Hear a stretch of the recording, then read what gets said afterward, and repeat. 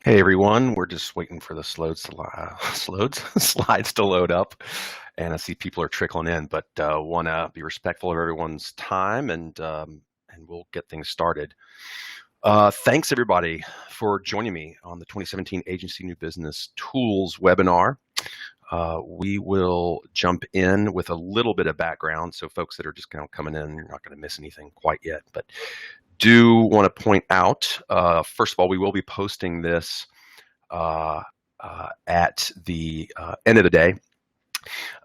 It will be on our rswus.com page, top right-hand resources section, and you'll see the webinar tab there. And we'll be sending it out via Twitter and in our A&B newsletter, which I think a good chunk of you get.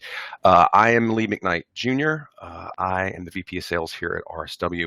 I think probably most of you know who we are and what we do, but if you don't, go to rswus.com and I'll just tell you that we work solely with advertising agencies and marketing services firms to help them not only get good qualified meetings, but actually get closer to closing more business. So that's a little bit about us. Let's jump in to the good stuff. This is based off our latest annual report. It's the 2017 New Business Tools Report in partnership with Mirror New Business. And of course, thank them as always for partnering with us on the survey. In terms of tweeting today, certainly feel free. It's hashtag RSWUS or the much longer hashtag Agency New Business. By the time you finish that hashtag, it's probably not even worth a tweet. So maybe just go with RSWUS. But I certainly encourage you to do that if you find some good stuff. So let's a little bit more background. Again, this is all things you can see on the report, but just to frame out what we're talking about here. The New Business Tools Report we created about 5 years ago. Obviously, we're in our 5th year here with Mirren to give agency peers a good idea of what each of you all are using to help drive your programs more effectively. And it was taken this year by 400 U.S. agency executives. Sizes 71% were less than 100 employees. And then in terms of titles, 83% were either management or new business. So that's certainly generally what we want, and to give you all the best feel for what other folks are using. And then in terms of effectiveness, we created the questions a bit differently this year, and ideally it was a bit more helpful for you. Overall effectiveness was assessed on a 5-point scale: 1, not effective; 2, very effective. But then we added 2 further dimensions to each category, and I'll explain in a few of these slides, what those were. I do want to tell you what I didn't want to have happen today is that this is just a rote regurgitation of the report itself, because obviously you can take the time to read that on your own. I will be pointing out obviously some of the actual stats from the report, but otherwise I'm not going to go into too great a depth because I want you to get some good takeaways otherwise. Okay, so what are we talking about? Top tools by category. We're going to go into each one. Then a few new tools. We'll explain what that means when we get to it. And then a realistic toolkit, where I've done this. If you've been on this webinar that I think this is the 3rd year I've done it, have touched on that before, but I'll explain to you exactly what that means. But it's essentially, I got asked a lot of questions at the last Mirren conference about, if we're at a baseline, doing the program ourselves, what do you recommend, keeping budget in mind, and some other details. So I'll explain that more fully. All right, let's jump into top tools by category. And by the way, I am going to stick to 45 minutes, if not less. And I know I want to thank you all for attending again. I know this is lunchtime for a lot of you, or getting close to it. Also want to thank all of you. I'm guessing probably all of you took the survey, and thank you for that. We certainly try to make it manageable and still get some good effectiveness out of it. So top tools. Before we jump into that, do want to point out there is a theme that kind of runs through a lot of the answers to the questions. We did have agencies answer open-ended questions in each category, and this quote coming directly from an agency is similar to a lot of what we see. We don't have capable in-house staff to use and manage the tool. And, it goes back to the cobbler's children story, which I know you probably heard us talk about, or other agencies, the old fable tale, if you will, where the cobbler makes all these shoes for his customers and neglects his children. So they their shoes are falling apart or what have you. Same with agency new business. Again, I know you've heard it, but you're always attending to your clients, taking care of them, understandably so, as you should, but at the same time neglecting your own new business program, right? So I think our owner, Mark Snyder, some of you I'm sure are familiar with him, called this tools report and kind of some of the answers we got the new cobbler's children, if you will, because I think a lot of these tools, as you'll see, are starting to kind of go neglected in some areas. And then we also have this similar theme: of effectiveness resides on our side. Not consistently tracking points of engagement, and that's something we see too. And I would imagine some of you might be nodding your head, but I think in some cases, absolutely, it's that these tools maybe are not doing the job they're supposed to do. However, some of that effectiveness certainly I think can probably be put on the side of the agency. Not always by any stretch, but it's something to think about, and I'll touch on here as we move forward. I understand you can't read this whole thing, so I won't stick on this slide for too long, but I will just point out what you saw, with the exception of just a few categories, was drops across the board in usage. Kind of going back to the new business, new cobbler's children theme, if you will. Wondering why that is, and going to explain at least our takeaways on some of why that is. And certainly this exact slide is in the report if you'd like to break it out over the last 3 years. Let's look at just 3 most essential new business tools. We've got Wimmo on the list at number 1, as reported by agencies, 19, then followed by LinkedIn and Salesforce. What we also did this year on this particular page of the report, which is probably around page 6 or 7, we then listed about 20 plus other tools that were listed as essential, but weren't in that 19, 16, or even 12% bracket. But wanted you all to get a feel for some of those other tools as well. So I encourage you to take a look at those. All right, let's jump in. Social media at the top. Oh, social media. LinkedIn, killing it at 91%. Facebook not too far behind, and Twitter falling in at that third spot. No new tools from agencies in the category this year. And, I think we're going to see here in a moment, I think that's certainly a contributor to the effectiveness of social media, as we'll see. But again, there's not a lot to get excited about in terms of driving leads and social media in this past year or this year. No tools have really jumped out as really, truly being, effective, and agencies talking about it a lot. So another year, social media, the most used category, as reported by agencies, at 87%. Having said that, is 6% drop from last year.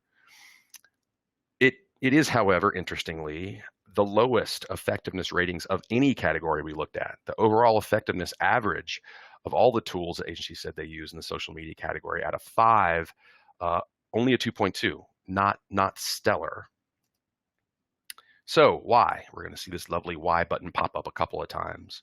Why do we think that's the case? Well, essentially, agencies aren't using it, at least not for actually generating leads. And I think that's a good thing, in the sense that years ago, when social really kind of exploded, gosh, it hasn't even been that long ago, right? But agencies following a lot of shiny objects. Understandably, it's something new. They're jumping on every platform, and then they're realizing that most of them are kind of talking to each other because their prospects hadn't gotten there yet. So what we see then is the good news: agencies finally seem to be wrapping their head around what social is really good for, and that is brand awareness. Now, I'm sure some of you right now could say, well, wait, we use social and drive leads, and I couldn't argue with that. And certainly LinkedIn is a place where that can still be done. But I'm sure you can all relate personally to the fact that LinkedIn, over time and today, you're getting more and more, whether you call it spam or reach outs that have no connection to anyone. And it's a bit annoying, right? So even LinkedIn is starting to, they're a little fatigued there, I think, for some people, but certainly that's still a lead driver. The others, it's questionable, I think, overall. One of the quotes directly from agencies, I love that little cartoon. For a lot of them, Pinterest, Snapchat, et cetera, our buying audience just is not on those platforms. And if they are, they aren't there in a professional capacity. So, I think overall, you can kind of see that play out. And it's something that I mentioned, are your prospects there at all? And that's something that if you're going to jump on these platforms, it's something you should be doing a little bit of research on. So takeaway for social media, if you're going to do it, a couple of things. Number one, give it to one person. And again, there are plenty of firms out there that could counter me and say, look, we have teams dedicated, what have you. I'm not going to argue with what's working for you, but I think generally what we've seen is that one person per platform, if you can swing it, is a good way to go. Now, certainly you could have one person that maybe all they do, or not all they do, but part of what they do is LinkedIn, Twitter, Facebook, maybe. Fair enough. But I think if you have a strategy and you can stick it to one person per platform, and again, I would try to stick to no more than 2 or 3, regardless, do that, then be consistent, but realistic. And when I say that, what I mean is consistency, absolutely, but don't jump guns blazing. I think most agencies get this now, but you don't have to tweet 8 or 10 times a day. You really don't. And I still see that. And maybe there's some automation, so it doesn't take as long. But I think ultimately, a good quality 2 or 3 or 4 tweets a day, it's something that we do. I think is going to get more traction in play than just shooting them out there like a hose.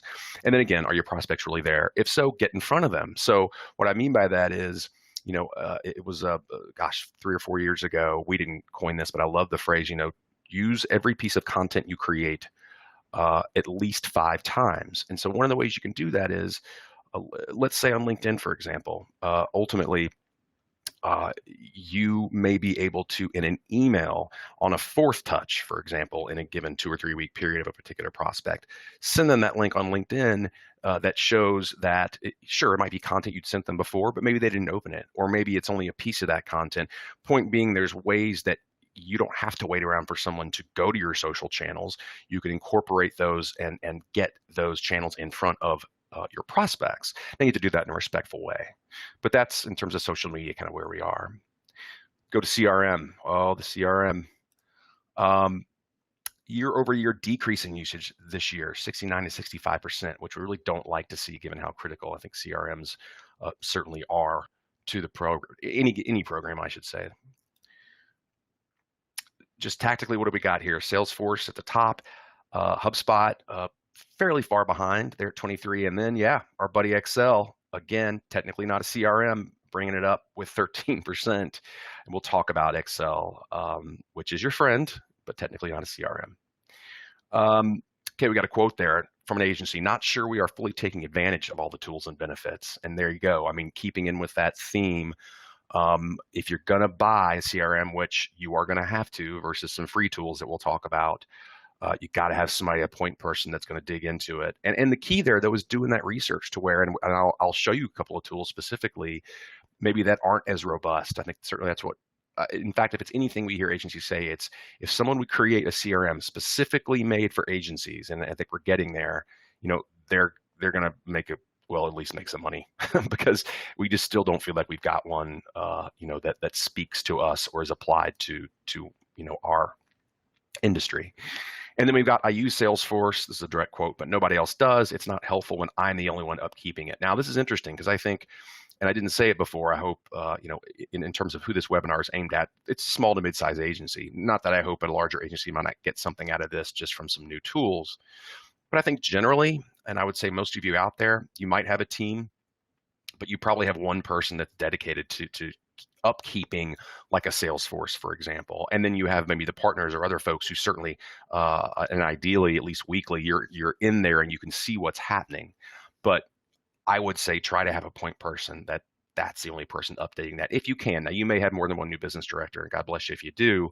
And sure, then obviously they both need to be updating. But I think, if you have that situation, you see in this quote, obviously it's not going to be helpful when folks aren't doing what they need to be doing. So kind of in keeping with some of our theme as well. Agencies, I think in CRMs overall, they see the value and the need, they see how important it is. But like new business, again, just generally, they're finding it tough to keep it consistent and to keep it updated. But, with CRMs, it's not that tough these days. You don't have to have copious notes. And I think obviously you find your own rhythm, but there's really, unfortunately, no excuse, not to keep it updated. So the takeaway there in terms of CRM is today, it's a quote that is like, yeah, no kidding, Lee, but it's something you got to remember. Any CRM is effective when used properly. And let's face it, to an extent, they're all the same, right? And that's not a knock on any of these platforms, but it's just the truth. But it does. It helps track pipeline, win rates, overall sales cycle. It's a key component of your new business program, and one that you can't you really can't ignore. So I hope that what we've given you, not only with the tools your peers are using on the CRM side, but some of these new ones that we'll mention, that if you don't have one now or you're not happy, that this report's going to be helpful to you to dig in and maybe find a new platform for you. Marketing automation, another decrease in usage, 37 to 32. Not a precipitous drop, but a drop nonetheless. Top three, again, get tactical for a second. HubSpot at the top, not a shock, 36, but SharpSpring keeps climbing up that ladder. SharpSpring, not solely dedicated to agencies, but that certainly is someone they're trying to work with. And not to take anything away from HubSpot, because I know they have folks that are dedicated to that space too. And then Pardot at 14. And that's all good news. I think, again, with automation, and we'll jump into it here, especially over the years, agencies grappled, with maybe it was too robust, or we've got someone dedicated to it, but we still have a hard time finding out what's right for us, or what pieces, or is all of it correct, effective for us. So a quote here: it could well be more effective as we develop its usage, and the same across the agency. So, well, right, absolutely. And the answer probably is it will be more effective as you develop it, and something that you should do. So I mentioned this in the beginning, we looked in each category, and you can see that if you look at the report about effectiveness, and we broke it out even further this year and asked two different questions about effectiveness. When it came to automation, that was campaign management and marketing analytics. And, even though there was a drop in usage, and even though automation is one of the least used categories, very good to see that a 3.4 and a 3.5, that's fairly robust. I would have thought it would have been less, actually. So what that means then is the agencies that are using those platforms, effectiveness seems to be fairly high, and that obviously that's good to hear when you spend the money that you will have to on these platforms.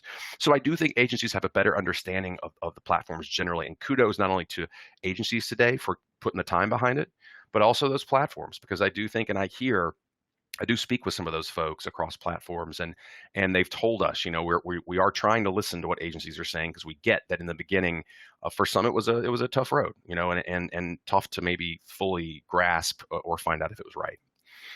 So I think the flip side, though, still many of them are finding them too robust or difficult to manage ongoing, and that's when I have to go back to asking: is it the tool, or is it the carpenter in this bad scenario I just threw out there? But truly, is it? So I think, it's a two-way street there, and we'll talk about automation at the end and that realistic toolkit. So just to finish out with the quotes there: lots of growing pains, needed to set up processes between our teams to produce weekly reports of what is coming through, our social and sites. Excuse me while I take a drink there. There you go. Really sums it up. It has been growing pains for agencies, but we're seeing light for a lot of it. So the takeaways, without a point person, others in the agency maintaining, similar to CRM, platforms are largely going unused. And it's just something you've got to, of course, but I still hear today folks agencies that are trying this, and 5 and 6 months later, we really haven't engaged with it like we should. And you just can't let that happen. I realize that's easy for me to say. But research services, next category. Increase this year, 40 to 44, not a huge jump, but again, good to see. Research tools being something I would say is pretty critical to a new business effort.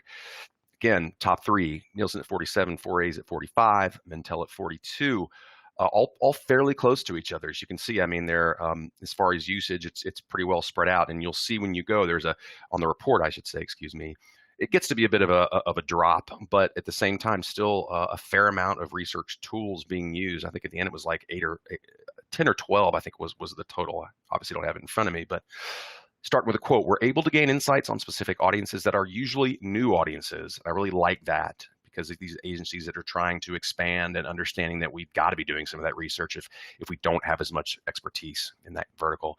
And then as a smaller agency, the scale and capabilities of these tools are important in our research. And I'm going to talk here in a second about diminishing returns. But let's forward motion here. 56% of agencies, when you flip it, saying that we're not using any of these tools. Now, these specific platforms, well, I get it, because that's money. But I think ultimately that's a mistake if you're literally not doing the research at all. So here's our happy friend why. Why do we think 56% aren't using it? Well, I just touched on it because you can Google or whatever you want to use online. There's a lot of that information, especially today, even more than 2, 3, 4 years ago, that you can get now. Now that's a good thing for you as an agency or a firm, right? Not so good for the services themselves or the platforms, but and we'll jump into this. And look, I mean, you got to take advantage of those free tools, absolutely.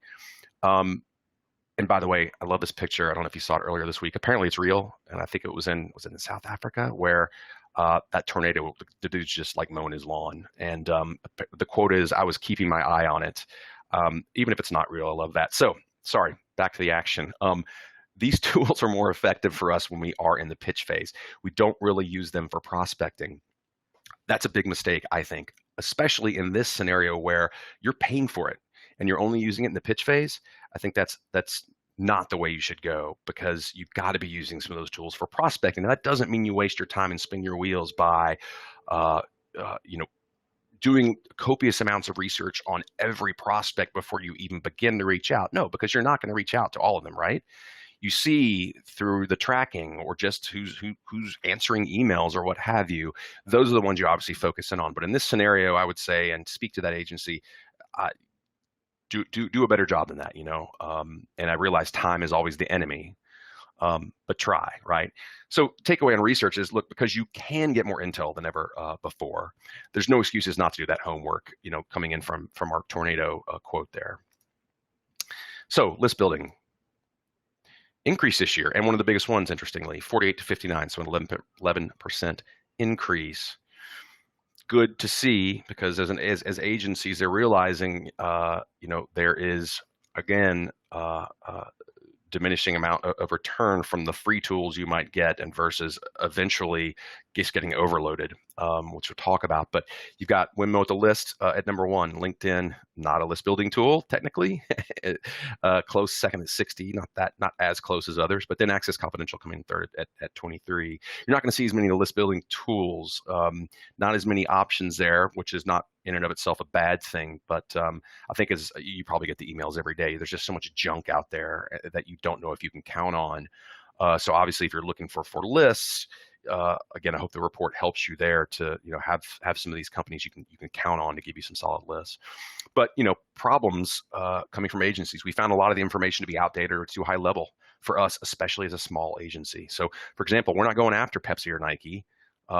Too big for us. So knowing their CMO resigned, it's not really as helpful as like a smaller regional client.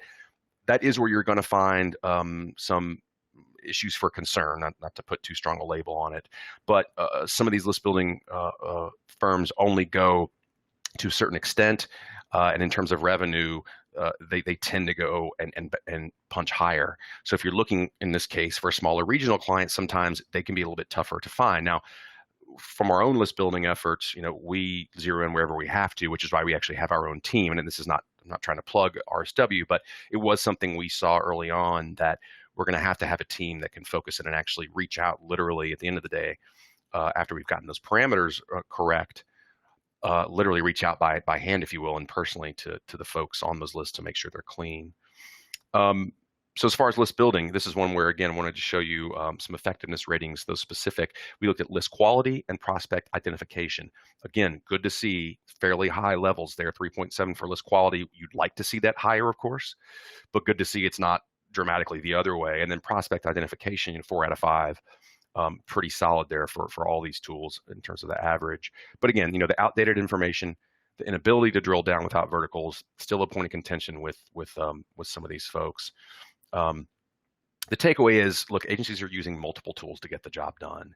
There is a point, and I'll touch on it here at the end again, where yes, to start out, you can do some of that on your own, whether it's from LinkedIn or just knowing there's a list of the top 50, you name the vertical companies in that space, and you can go to their websites and get a lot of that information. Now, that's by hand, that's manual, right? Eventually, if you've got an ongoing program, that you can't sustain that unless you have someone, and you're lucky enough to have someone literally, or maybe an intern, that is dedicated to that. But when I say multiple tools to get the job done, here's what I mean.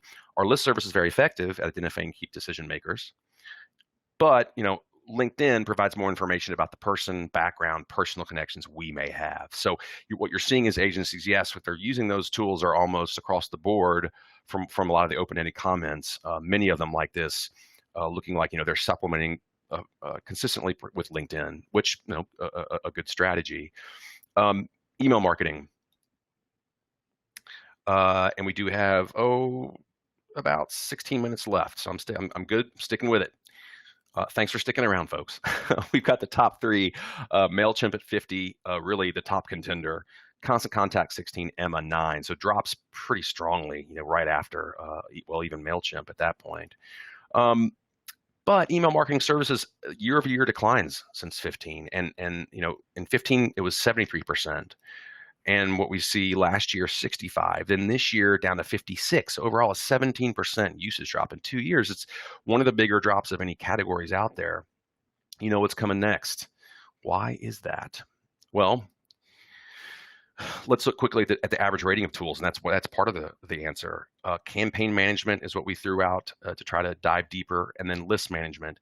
Not great. In fact, some of the lowest effectiveness ratings of any tool at 2.6 and 2.7. So there's part of the answer why apparently agencies are just feeling like they're not that effective. Let me point out, though, for the most part, agencies are finding the tools very easy to use, however. Obviously, that's a good thing. And in some cases, often foregoing other tools like a CRM. The only thing about that is as robust as like a MailChimp is, and I'm not trying to pick on them just because they were number one, and as many features as they've added, at the end of the day, they're not a CRM, right? And so I think what a lot of agencies are seeing is they're treating it like it is that, though. And now they're feeling like, well, maybe it's not as effective. It's like, well, think about this, then you need to get a CRM. And on the flip side, what I think is happening is that a lot of folks are getting CRMs for the first time or switching, and that CRM has almost all or maybe the exact capabilities, maybe in a different form or what have you, as one of these email marketing services. So, another reason, the final why is, and a quote was, we were essentially managing this manually until we started using SharpSpring.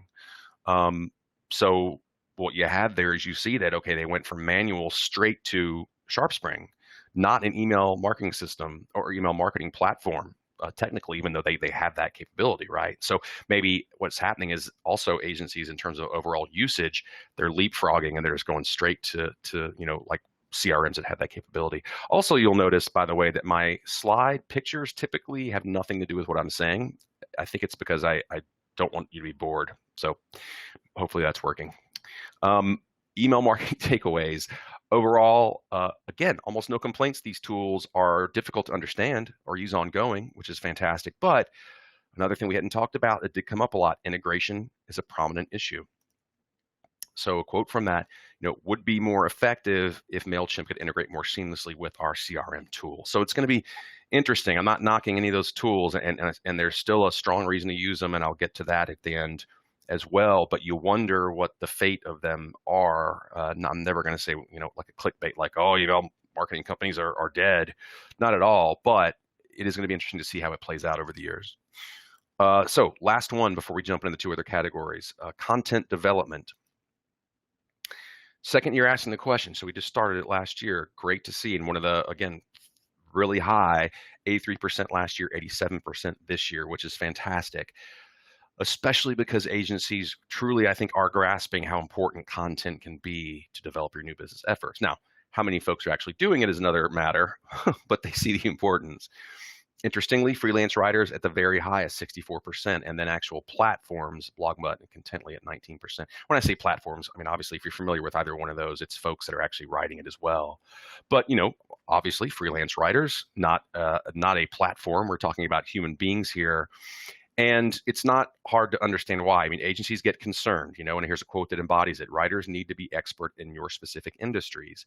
I grapple with that quote because, of course, yes. I mean, if you're going to have someone writing about you in your agency, do they have to understand the vertical, for example, in your agency? Yes. But I think agencies, God bless you, but you get, and you could say this about almost any industry, yes, but because I work only with agencies every day, I see it get very insular.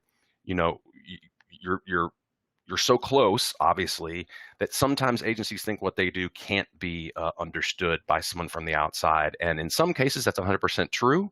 but I think sometimes agencies hold that a little too close to the vest sometimes. And so my point being, if you've got a freelancer and their writing is especially good, but they may not be a true expert in your vertical, doesn't necessarily mean they can't do it, because you think about probably what they're writing are blog posts for you. And what you don't want are these giant meandering. I mean, you want to have a thought leadership. You want to have good, solid content, but you're going to lose folks, if all you're doing is getting very dry and statistically drawn all the time. So I think there's a balance is my point. And while I agree generally with that quote, I just think it's something for you as agencies to think about. And it'll be interesting to see the blog mutts of the world, just because they were second. I see agencies exploring that more and more, and I hear good things about them generally. So I think maybe worth checking out if you're having issues. And I know how we know ourselves generally posting blogs twice a week, how hard that is to maintain. So if you're doing it, kudos to you, and that's fantastic. I imagine it's paying dividends if you're getting it out there in front of people. So a few new tools here in the last 15 minutes or so.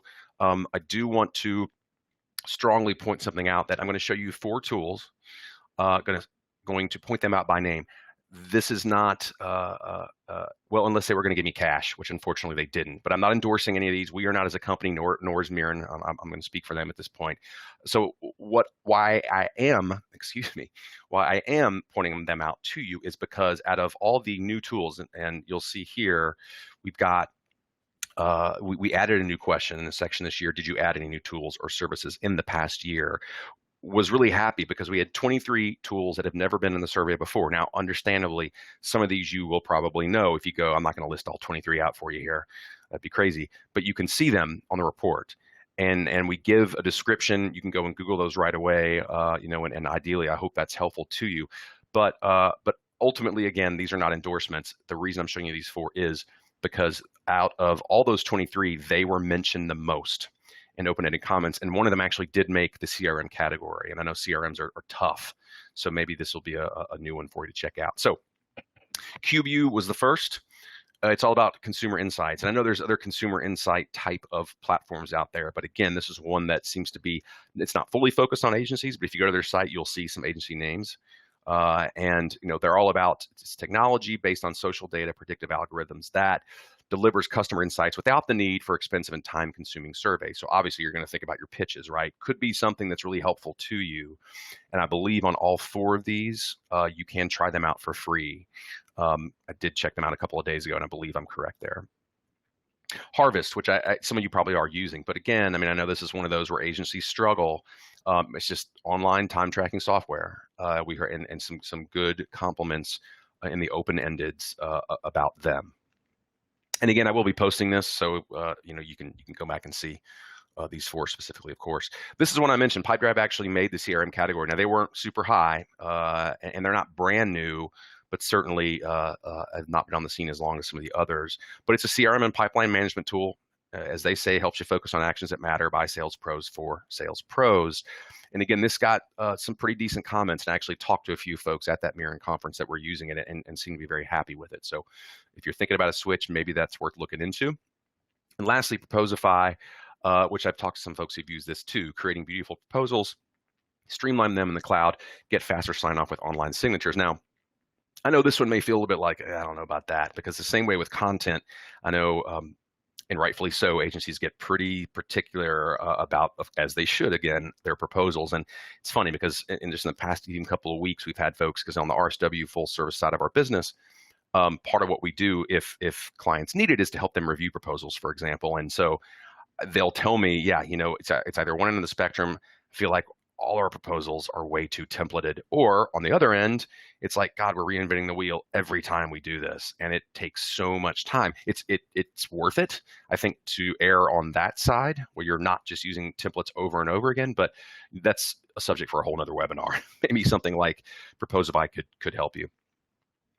So your realistic toolkit, and here's where we're going to end up in the last 3 minutes, and I hope this is helpful to you. This is going to be a quick thing, and I realize this in and of itself could be the whole webinar. But again, when I was at the Mirren conference, I was asked specifically by several agencies some form of this question, where either we're small or mid-size, we're starting this thing from scratch, what baseline tools should we use initially? They either had come from a larger agency and were creating their own, They had had a new business director that, God forbid, maybe didn't work out. So they themselves had never really had to create a program on their own, the partners or what have you. So I'm going to give it to you in two phases and two phases only, which phase sounds silly, but I just kind of picked that out of thin air. Let me start with what you don't need. And again, for some of you, I realize no one is bailing yet. That's good to see, but I realize some of you may be in the midst. But ideally, this even helps you. What you don't need in phase one, if you will, like if you're starting it out, you do not need a CRM. And I realize I'm maybe going against what I said. It is critical, but truly to start, you can start with Excel, because we would not recommend you getting or having a list of like 3,000 and just blasting it out to see what you can get. Can that work? Yes. Some of you probably have done that, and maybe with success. But for example, what we do on the RSW side is go after about 50 to 75 prospects every 4 weeks. Numbers are important. We know that. But at the same time, we want to be able to focus in on those individuals over the course of a 4-week period and be able to personalize content as best we can. So that's why I say don't need a CRM right out of the gate, because you're probably only going to be starting with ideally 40 to 50 in that first month. Marketing automation, you just don't need it unless you are bound and determined to have that as something out of the gate. It's not needed up front. List building, again, yes, it's critical, as we'll see in a second. But if you're only doing 40 or 50 in that first month, or maybe baby steps, and it's even the first 2 months, if you had that luxury, then you don't need that right out of the gate. You can initially pull that by hand. But again, as I mentioned previously, that's going to be something you aren't able to do pretty quickly. But out of the gate, yes. And then lastly, content development tools. Ideally, you're creating something, even if it's a blog post a month to start, but understanding that's the hardest thing to do, I think. Well, one of them. And if budget is a concern, out of the gate, that may not be something you pay for with a freelancer or someone along those lines. So let's look at, okay, what am I saying with phase one? Well, for one reason all these things are there is because almost all of them are free. You can't beat that. So with social media, let me tell you that I didn't number these 1 through whatever, because I feel like except for social, all of those are number 1. They're equally as important. With social, I'd put at 2, if you will, or at the bottom, because out of the gate, don't spin your wheels yet. I mean, yes, connect with people on LinkedIn as a matter of course, obviously. And it's easy to post if you've created something, a blog post, or you see a very specific industry-related article from a third party that will show your prospects that you're on it and keeping up with trends, and you can post that easily on LinkedIn in about 2 seconds. Apart from that, I wouldn't do more than tweet 2 or 3 times a day or post things on LinkedIn. That can come with time when you've got everything else in place. But all those tools are free for the most part. Research services, I say free because out of the gate, yes, you can go in and Google things, LinkedIn, go to their web pages. Again, it starts to get very manual very quickly, but out of the gate in phase 1, if you will, which is from, let's say, month 1 to 3, that's something you don't have to spend money on yet. Email marketing services, and that's what I mentioned previously, where maybe they're getting crowded out by robust CRMs, but at this point in phase 1, you don't have a CRM. Someone like Mailchimp, and again, I just because they were number 1, 2,000 contacts or less, you can email apparently forever for free. That's huge because you're not ideally going out with just 2,000. You're focusing in. So you're going to get to 2,000, but it's going to take a little while. So why not take advantage of that free service and see really how robust they are? It's a great thing about those email marketing services. I believe all of them have that to an extent. Email marketing services, just jumped on that one. Hey, Lee, get with it. Meeting and web conferencing software. Yeah, I mean, it's all fairly free. Now, some of you have to pay for, but that's something where we didn't spend a lot of time on because, look, almost all of you have that, whether it's Skype or something else. It's just a part of doing business today, either with clients or prospects. But that's something that obviously is a part of your toolkit. And then I'll jump down to CRM real quick. Yes, as I mentioned, you can use Excel at this point. And then mail, that's not something that's ever part of our toolkit for whatever reason, but I will tell you, and some of you that I've talked to, I see that are on the webinar, you've heard me, we use direct mail in our full service programs, and that is key. It is such an uncluttered space. I myself send mail. I sent it to some of you on our letterhead. It is literally just a letter, and I personally sign it. It's amazing. None of you get that anymore, right? Or it's very infrequent. Adding that in, and it's just postage, right? At this phase, what is that? $100 a month, maybe a bit more with the postage increase. That is something I would strongly suggest you keep. And it may sound antiquated and dated, but I'm telling you, it works if it's a nicely, concisely written letter, of course. So we're going to finish out with phase 2, if you will, which again I would say is between months 2 and 5 or 3 and 6, depending on how you're feeling. You've got the ones I mentioned before, and that's where you're going to have to add in list building, and you're going to have to add in a CRM. Do your homework in the meantime in those first couple of months. And ideally, we've helped you do that by putting out this report every year. You've got the tools in place to do it. So after phase 2, I can't help you at this point because then there are so many other tools that might supplement what you're doing. But at a baseline, you could stick with these forever, and I think you would be just fine because that's what most of the folks out there that are finding success are using. So that's it.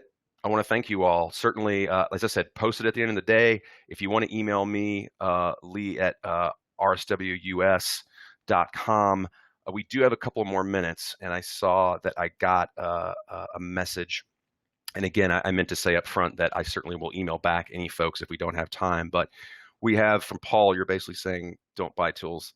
Moving beyond free. I'm being sarcastic. Moving beyond free, what would you estimate is a realistic tool spend budget for agencies with revenues of 3 to 8 million?